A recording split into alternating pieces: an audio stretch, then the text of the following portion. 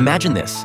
You've just spent a fortune on a spacious house with a sprawling lawn in the Virginia suburbs, hoping to escape the chaos of Hollywood with your young, beautiful actress wife and adorable daughter. Sounds like the perfect beginning to a Desperate Housewives episode, doesn't it? But for Jeff, it turned out to be the biggest regret of his life. Jeff was once a successful investor, living in a luxurious ocean view home in Beverly Hills. However, life became complicated after marrying Emily, an actress 20 years his junior. Every time he visited her on set, the director always seemed to have a no outsiders allowed attitude, and watching Emily shoot intimate scenes with male models left Jeff feeling uneasy. Who could tolerate this kind of life for long? So, when he stumbled upon an incredibly cheap suburban mansion on Zillow, he signed the contract without a second thought. For the first few days after moving in, the family marveled at the beauty of their new home. They could barbecue in the backyard while their daughter Ella chased butterflies on the grass. But as night fell, strange things started happening, one after another. At 2 a.m., Jeff got up for a glass of water and suddenly heard the sound of creaking footsteps in the basement, as if someone wearing hiking boots was pacing back and forth. He grabbed his phone's flashlight to investigate but found nothing. The next day, things got even weirder. Ella was playing hand shadow games in her room when she suddenly ran out screaming,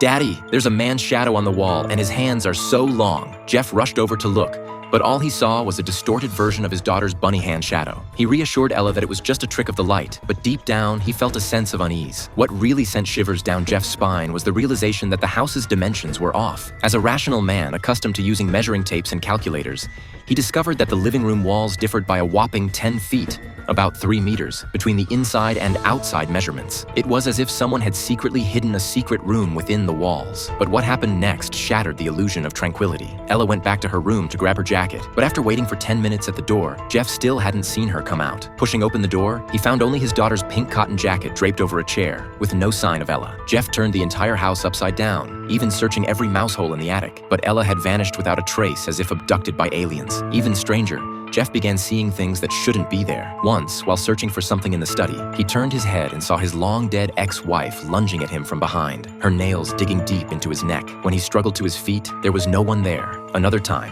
after turning off all the lights at 3 a.m. and settling bay,